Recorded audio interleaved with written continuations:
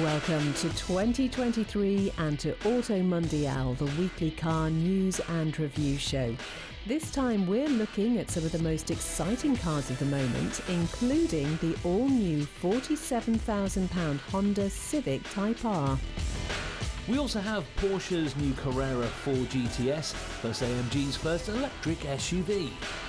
And Abarth is back with its latest hot Fiat, but not as you might expect. That's all coming up, but first, the news.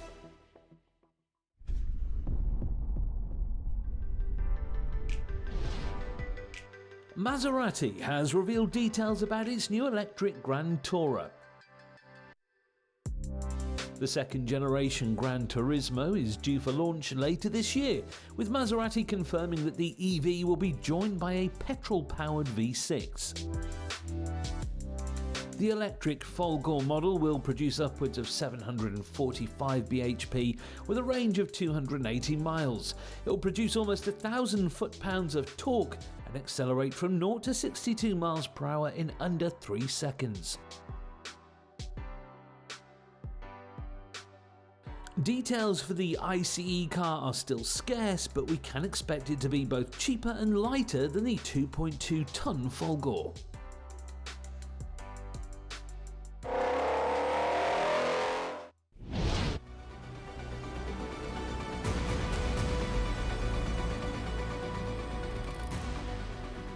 Few brands these days manage to capture the sense of pure fun quite like Abarth.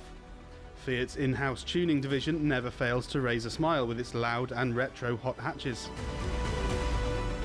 The 595 though has now been with us in some form since 2008, so it's about time the historic Scorpion badge adorned something new.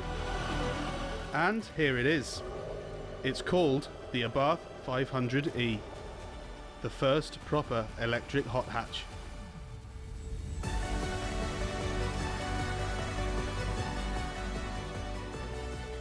Based on the new Fiat 500, the Abarth 500e is faster, angrier, and totally in your face, just like an Abarth should be. The regular Fiat styling has been transformed with bigger wheels, a body kit, and a shed load of Abarth badges. The famous Scorpion logo has been refreshed to represent its new electric intentions, but there's no mistaking it. The old model's famous chrome moustache has gone from the front bumper, replaced by simple Abarth script, with the badge moving up onto the bonnet. At the back there's no record Monza exhaust system to flatulently pop and bang, but Abarth has remedied the lack of pipes with some artificial noise from internal and external speakers. It replicates the fabulous noise from the petrol-powered 695 Competizione, although quite how convincingly remains to be seen.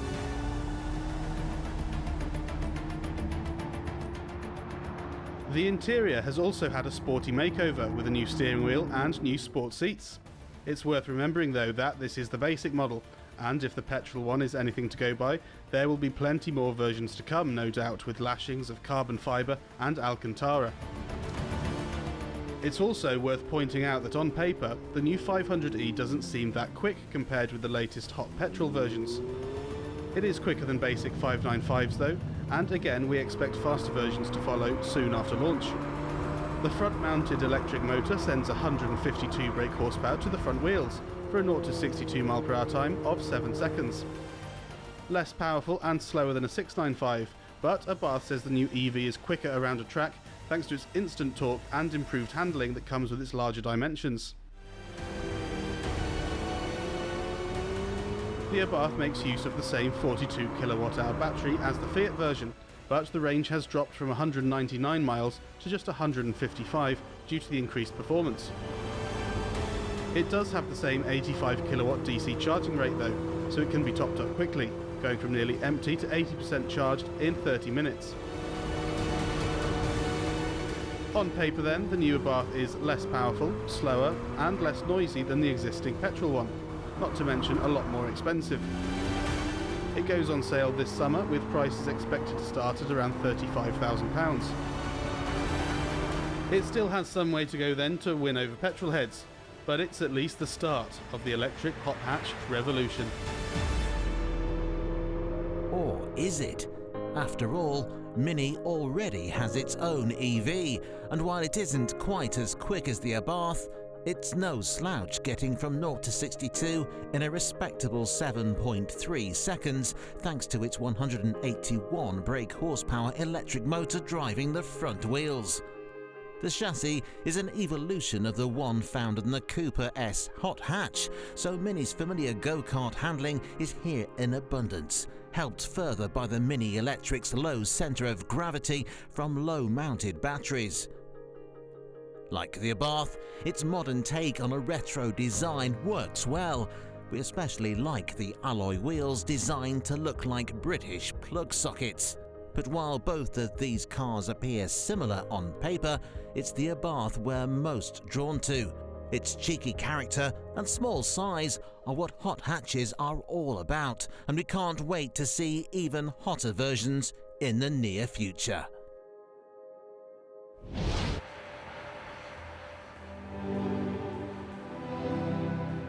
With Mercedes now on its way to the front of the EV race, its EQ lineup is getting bigger and bigger. With electric cars beginning to fill almost all of the Merc's niche body styles, this new EQE SUV seems like a solid mainstream offering. Not to be confused with the regular EQE, a four-door saloon acting as an electric alternative to the E-Class, the EQE SUV is, who'd have guessed, an SUV. Sitting below the EQS SUV, the EQE looks like a scaled-down version of its big brother. In fact, without looking at the badges, you'd do well to tell them apart. The EQE is smaller though, and it remains a good-looking car in its own right. The design is familiar and in keeping with all of Mercedes' EQ models. But there are some interesting details like the silver running boards. Not only are they handy for getting in and out of the car, but they also improve the aerodynamics. The AMG 53 model, meanwhile, gets a special grille panel inspired by the Panamericana grilles of its ICE stablemates. It's on the inside, though, where the EQE really impresses. There's no real dashboard to speak of, instead just a huge panel of screens called the Hyperscreen. It's the same system found in the biggie EQS and features all of your controls as well as the usual array of infotainment goodies. The 56-inch panel comprises 3 separate screens in all, each with its own functionality. But it's not just the Hyperscreen that takes your breath away. The rest of the interior is just as fancy, with beautiful materials and the signature turbine air vents. We're yet to receive full details on the powertrain, but we expect them to mirror what's available with the EQE Saloon. That'll mean a 90 kilowatt-hour battery and roughly 250 horsepower. It will also be capable of 170 kilowatt DC rapid charging, allowing it to get from 10 to 80% in half an hour.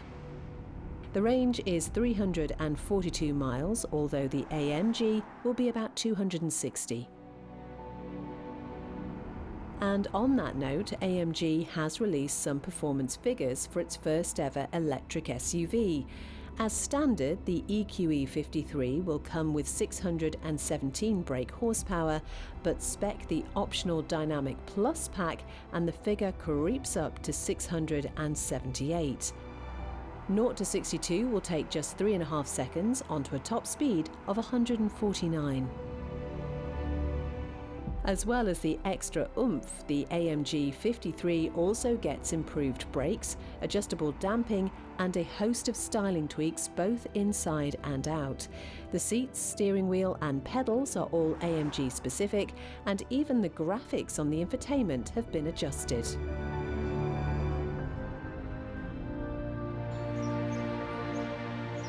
However, is the EQE SUV a bit too late to the party? After all, there are now 2 Tesla SUVs to choose from, and of course the BMW iX. Now we'll get the styling out of the way early. It's not a looker, particularly from the front, but thankfully once you're inside it, you can't see it. What you can see is one of the best cabins on the market. It's clean and simple, with everything from speakers to the air vents having been blended into their surroundings. There's an interestingly shaped steering wheel, a big pair of bright screens, and all the switches are almost hidden in what BMW calls shy tech. It really is beautiful, with switches disguised within a little wooden control panel in the centre console, next to the elegant crystal-like iDrive controller. There are numerous powertrains to choose from too, including a sporty M60 version with 611 brake horsepower and 155 miles per hour top speed. As impressive as the BMW is, though, we can see the Mercedes good looks winning over plenty of buyers. It goes on sale in the spring with a starting price of around £90,000.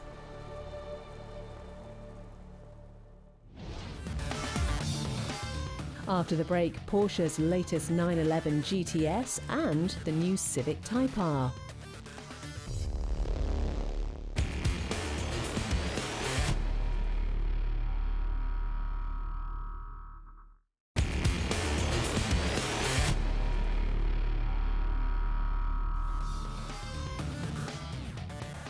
Coming up, the ultimate daily sports car from Porsche. First though,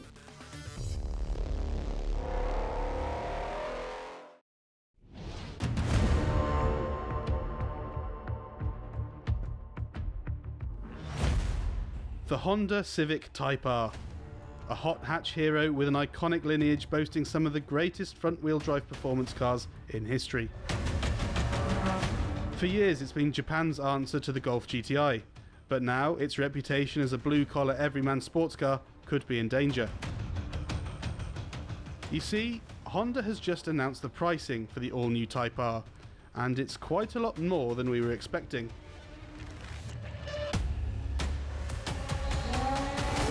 At a bit over 30 grand, the old model was perfectly placed to take on rivals from Renault, Hyundai and indeed Volkswagen, but now it seems Honda is taking the Civic upmarket. There's no easy way of saying this, but here goes. It's £47,000. Yep, you heard that correctly, 47 grand. That's 4,000 more than a Golf R, 1,500 quid less than a new BMW M2, and about the same as a Porsche Cayman. Crikey, it better be good then. Well, under the bonnet is the same 2-litre engine you got in the old car, this time producing an extra 9 horsepower. That may not sound like a lot, and it isn't. But the new car can hit 62 from rest in 5.4 seconds, 0.3 seconds faster than the old model, and hit a top speed of 171. At this price point though, the Type-R isn't taking on Hyundai i30Ns and RS Megans.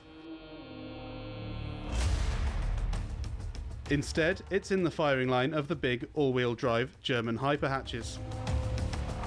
To keep it competitive, Honda has been working hard to ensure the front wheels can handle the 325 brake horsepower. Naturally, it has an impressive mechanical limited slip differential, as well as a new 6-speed manual gearbox.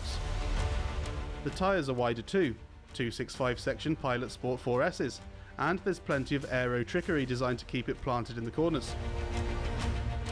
The overall design is much tamer and classier than the old car, but the big rear wing and diffuser retain some of the old car's histrionics. The brakes have been upgraded too, and there are some new driving modes, calibrated to get the most aggressive performance from the car. It must be said, the results are impressive. It just set a new lap record for front-driven cars at Suzuka, beating the old car's record by just under a second. Nürburgring is up next, where we expect it to excel once again. The big question is though, is it worth the money? Less than a second off a lap time and 9 extra horsepower doesn't seem all that impressive in the real world, but this new Civic does feel a lot more grown up than before. For starters, there's no fake carbon fibre or pretend vents to speak of. The overall shape is a lot nicer too, and the interior feels more premium, while still maintaining the red seats and aluminium gear knob that make a Type-R a Type-R.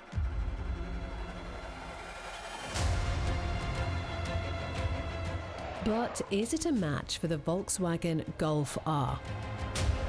Unlike a GTI, the Golf R sends power to all four wheels, and with 316 bhp on tap, it easily beats the Honda to 62 in 4.7 seconds, making this the fastest accelerating Volkswagen currently on sale. The extra performance comes courtesy of a tuned version of the same turbocharged 2-litre engine found in the old Golf R. Naturally, the chassis had some upgrades too, with stiffer adaptive dampers, a new progressive power steering system, bigger brakes and wider tyres. It's lower too, but it's not just the hardware that's been altered. And there is a fancy new torque vectoring system that can split power between the front and rear axles and even between the two rear wheels for maximum grip on even the slippiest of surfaces. Where the Golf is lacking though is where the Civic shines: engagement. The old Civic was one of the very best driver's cars at any price, and the new one looks set to be even better. Okay, it is expensive, but with that comes exclusivity, and possibly one of the all-time great hot hatchbacks.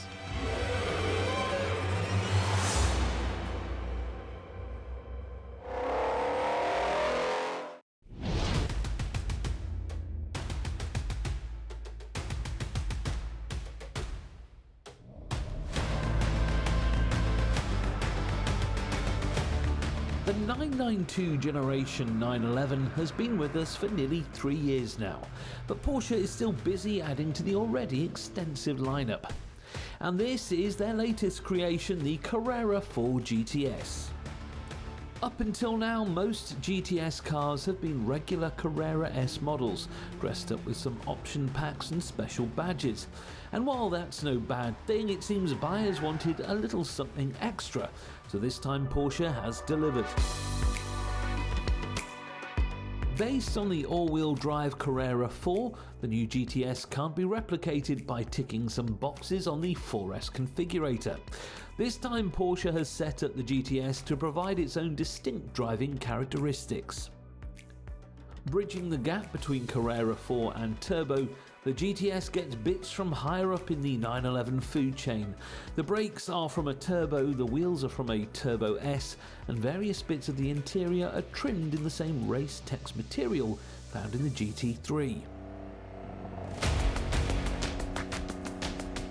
The 3-litre flat-six engine produces 473 brake horsepower, 30 more than you get in a regular 4S, and the highest output this side of a 911 Turbo. That also makes it the quickest regular 911 you can buy, hitting 62 miles per hour from rest in just 3.3 seconds onto a top speed of 192. Purists will be pleased to learn that a 7-speed manual gearbox is available, while an 8-speed PDK transmission is a no-cost option. The manual gets an ever so slightly shorter gear stick than lower spec cars to provide a shorter throw. To give the GTS a dynamic edge over the regular 4S, it sits 10mm lower to the ground, while the turbo brakes improve stopping power. The extra power comes courtesy of some increased boost pressure and some alterations to the cooling and intake systems.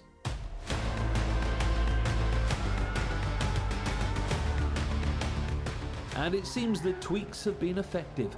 The Carrera 4 GTS set a Nürburgring lap time of 7 minutes and 25 seconds. That's 4 seconds faster than a 4S and only 3 seconds off a Turbo S. As a point-and-shoot weapon then, the 4 GTS seems like the ultimate everyday 911. However, it isn't the only rapid all-wheel drive sports coupe out there. Enter the Jaguar F Type-R.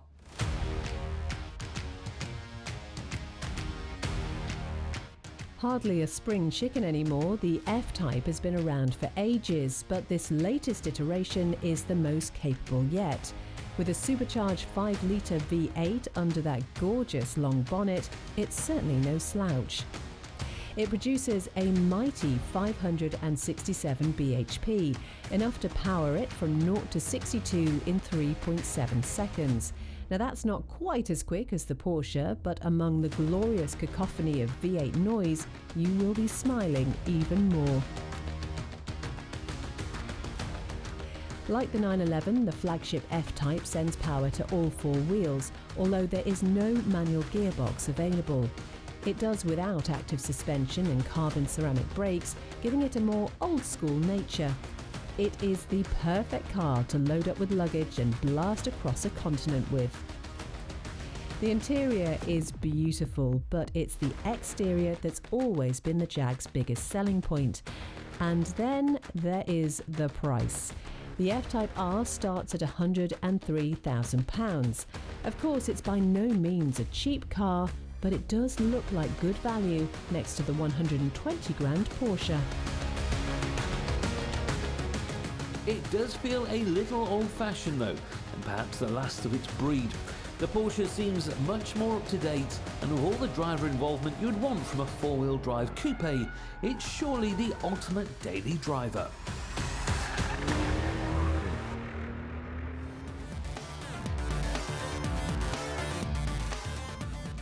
Join us again next week on Auto Mundial as we bring you some two-wheel fun with the new Moto Guzzi V100.